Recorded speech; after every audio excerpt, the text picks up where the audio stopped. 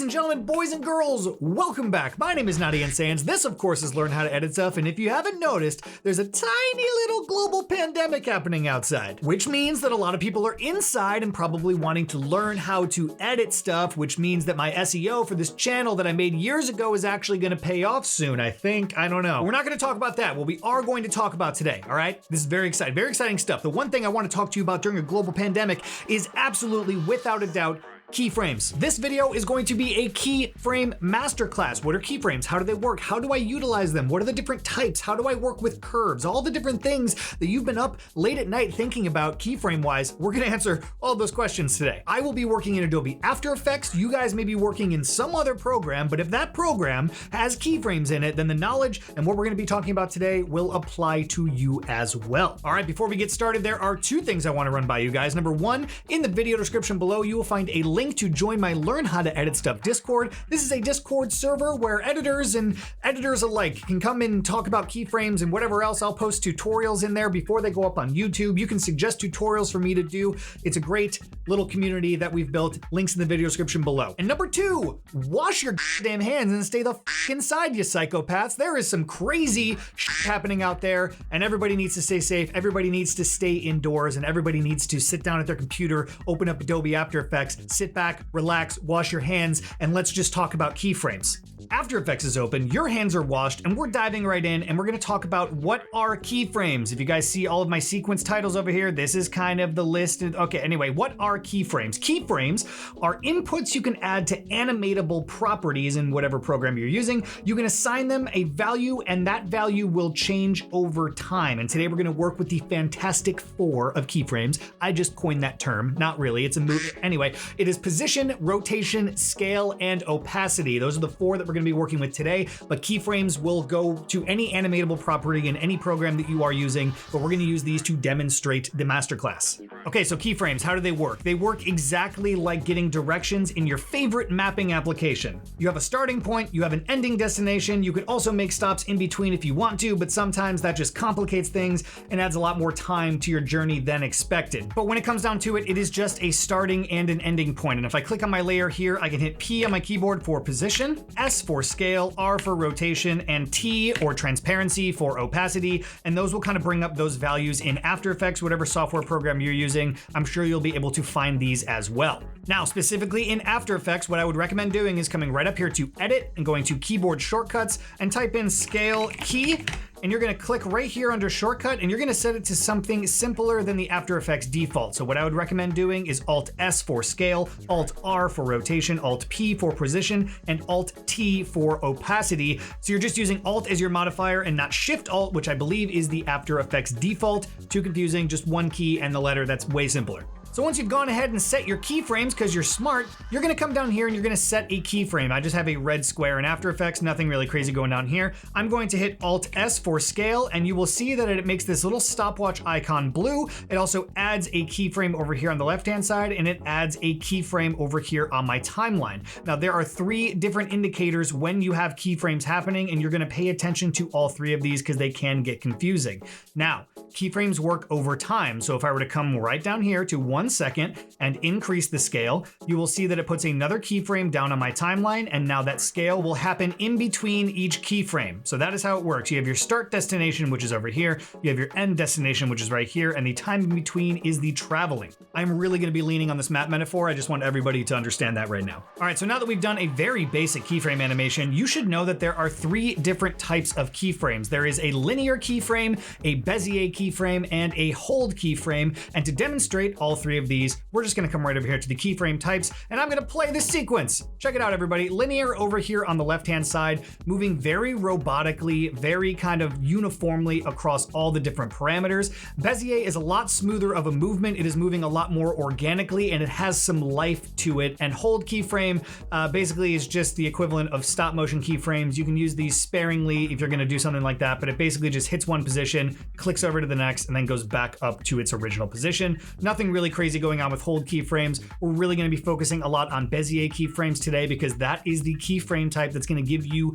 the most dynamic and fluid animation movement in whatever program you're using. Trust me. Now, Ian, what does Bezier actually mean? Funny that you ask. I have the definition right here. A Bezier curve is a parametric curve using computer graphics and related fields. The curve, which is related to the Bernstein polynomial, is named after Pierre Bezier, who used it in the 1960s for designing curves on the bodywork of Renault cars. Other uses include the design of computer fonts and animation. All right, so Bezier basically means curve. That's all you have to think about. Bezier equals curve. Now, sometimes you'll hear the words thrown out: easy ease, automatic Bezier, continuous Bezier. Don't worry about that. Bezier equals curve. And it's how you manipulate the Bezier curve that's going to give you the most fluid and organic feeling animations whenever you're working on something like this. Now, before we jump into Bezier curves, I just want to give you guys my 2 cents on how to work with keyframes in general, all right? What I like to do is I like to start at the end.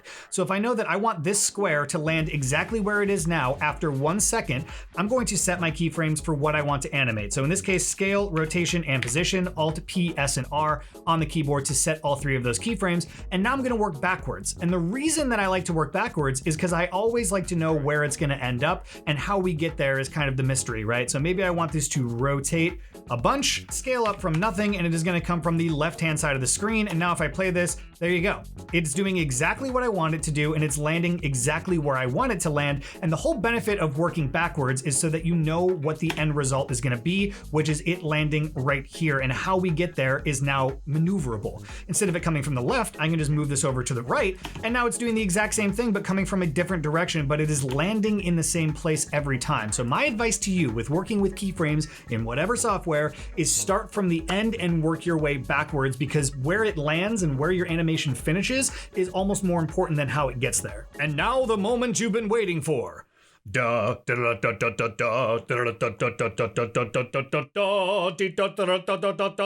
Mastering the animation curve. Now, before we get to the curves, which I know everybody is excited about, we first have to understand basic 2D and 3D movement grid. Do you remember this grid from middle school? This stupid XY grid? Well, you know what? It's actually helpful. X is going to be your horizontal movement. Y is going to be your vertical movement in 2D space. When you add a third dimension, which is 3D, you're going to be working with Z space, which is going to be how close or how far away the object is from your theoretical camera, right? So my camera's here, and now I'm moving in Z space. Look at this. My chair is really squeaky. I don't even care. This is great. This is good stuff. Now, in more standard traditional motion graphics work, you are going to be working in 2D space. You're going to be taking a flat graphic and animating it in 2D, right? Which is X and Y. Or if you're working in 3D, it adds a slightly more complex angle to it, but that is X, Y, and Z. And all 3 of these things work independently from each other. Wow, yeah, really useful information, Ian. Thank you for sharing, but I just want to learn about Bezier curves. Okay, great. Let's move on to the Bezier curve section of this video, but first we're going to go over the mantra for easy ease, or Bezier. Ease out of the gate and into the finish line. That is how you should remember ease in and ease out of the gate into the finish line. And to demonstrate this, I have a nice little example. On the left, we have linear. In the middle, we have ease out, and on the right, we have ease in. Now, easing out will take a long time at the beginning and then go faster at the end, while easing in will go very fast at the beginning and ease into the ending. I know it's a little bit confusing, but as long as you guys remember ease out of the gate and into the finish line, that is how this works. And to demonstrate this one step further, I've made curves. So this guy's right here is linear animation, all right? Nothing really exciting happening here. And now I'm first going to demonstrate a traditional S curve, which is this guy right here. In an S curve, you can see that it's kind of easing out just slightly. It is ramping up and then easing in just slightly. So easing in and out will create a general S curve here, where you are lagging a little bit on the animation start and easing into the finish line right here at the top of it. Now we're going to look at just an ease in curve, which is here. We are starting the animation very fast and then easing into the finish line right here at the end. And it is indicated by a much longer ending portion up here on this side of the curve versus a very short starting animation curve down here. Now ease out, which is going to be in green, has a very long time on the animation in portion of it, and it is going very fast to finish. We are easing out of the gate and into the finish line, all right? Just remember that mantra and you will never go wrong.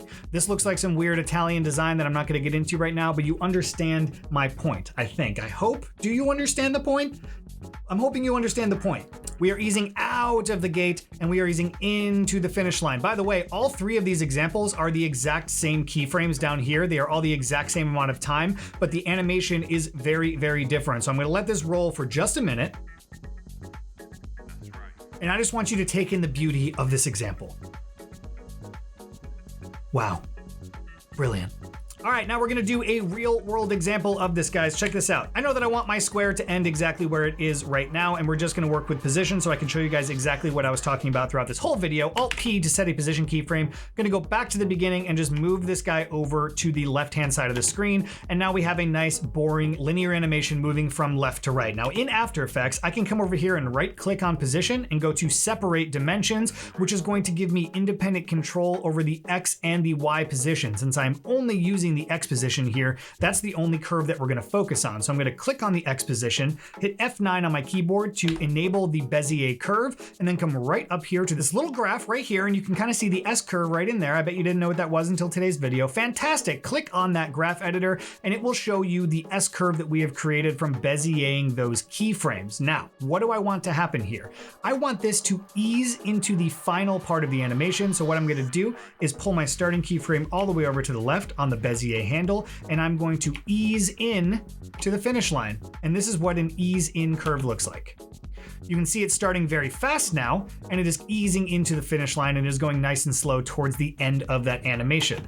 Conversely, I could do the opposite of that, where I pull the ending keyframe all the way over and then this all the way over here, which is now an ease out curve. We are easing out of the gate.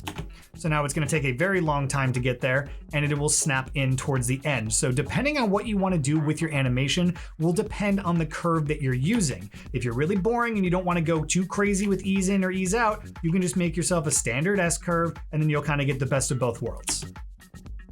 But whatever program you're using, whatever you're doing animation-wise, manipulating your curve is going to be your key to success in making fluid, organic animations that have a little bit of life to them instead of the very boring linear keyframe model, which, like, please stop using linear keyframes. Wash your damn hands, stay inside, stop using linear keyframes. If I was willing to put money on it, I bet you didn't think I'd be this passionate about keyframes by the end of this video. Well, guess what? I love three things in this world: my wife, coffee, and motherfucking keyframes. I know, a lot of information to process during this video, and I appreciate you sticking with me all the way to the end. There are a couple key takeaways from this keyframe video that I want you to know. Number one, set keyboard shortcuts for your keyframes so you're not having to push a bunch of different buttons at once just to set one lousy keyframe. Number two, start from the end and then go backwards or forwards depending on which direction you're moving. But anyways, you're gonna wanna start from where your animation is supposed to end, and then you animate kind of around it. Have you seen the movie Memento? It's a normal movie, but it's all played backwards, but somehow it still makes sense forwards.